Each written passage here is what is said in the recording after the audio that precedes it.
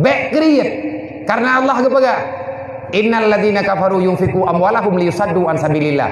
Kape imita peng urang malam wate kamu tapat ibagi ku ri Islam yang kathiet kan dibantu.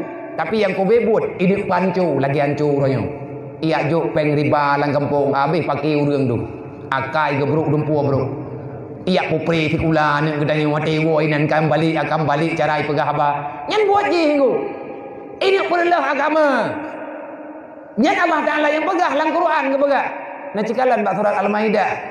Innal ladzina kafaru yunfiqu amwalahum yusaddu an sabilillah. Hana mangan ate kape punya hana pak temandu. Nang dia baik bangai. Baik bangai kedayau. Kiban bangai. Ipu bangai telegok. Udah Islam bercara-cara. Menyajak sekula bit-bit. Wa sekula baik je ke pengkhianat. Yak beut bit-bit. Wa dewa yak beut baik je ke pengkhianat. Gabungkan kekuatan. Yang jak sekula. Putra je dikata dah.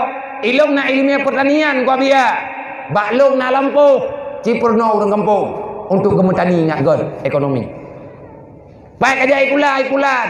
Putra ilmiah kah? Ilmu bagian pegat masjid. Minta orang yang nape. Belum bahan. Cip laku. Ira kepakai beut ikulan. Yang empat lampuh. Pedang daya. Ikah yang jak sekula. Malam kena ayak beut. Ura purna ada waktu. Baik pengut legop. Cibu kompak. Dia saling menyalahkan.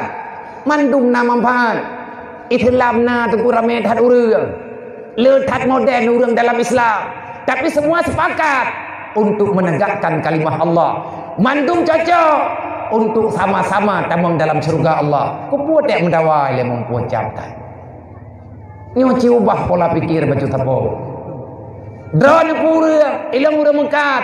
Napek jok. Wa anfiqu ala ma razaqnakum. Apa yang Allah Taala berikan kepadamu, beri ke urang je. Tengok kita mikir ke agama Allah Taala. Ube bejet aja. Nyo lagi acara malamnya yo. Dung mana peng. Monya tatep tabe-tabe. 5 juta draw urang ya ce. Gema terkah 10.000 mandang draw urang.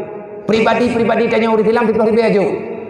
Jo juga kecil draw matematik. Ikecil gejuk bacaman. Icaman gejuk bau bupati, le bupati gejuk bau gubernur. Wate katruk kede, bak urang yang habis na program. Nyo kalinyo dalam bulannya nak itamang peng impak 5 miliar. Begat rumah lang layak huni. Atih nama jet kedua urang katir. Manya 5 miliar tak pegat rumah diplek engku hante putuk meninggal bagi koh diplek. Nang tepu dah. Sang hana yumpeng 10.000. Tapi ada cara rame-rame itu. Hante di babah bata biliang ni ke odi be kada putuh umpang. Kapong pe.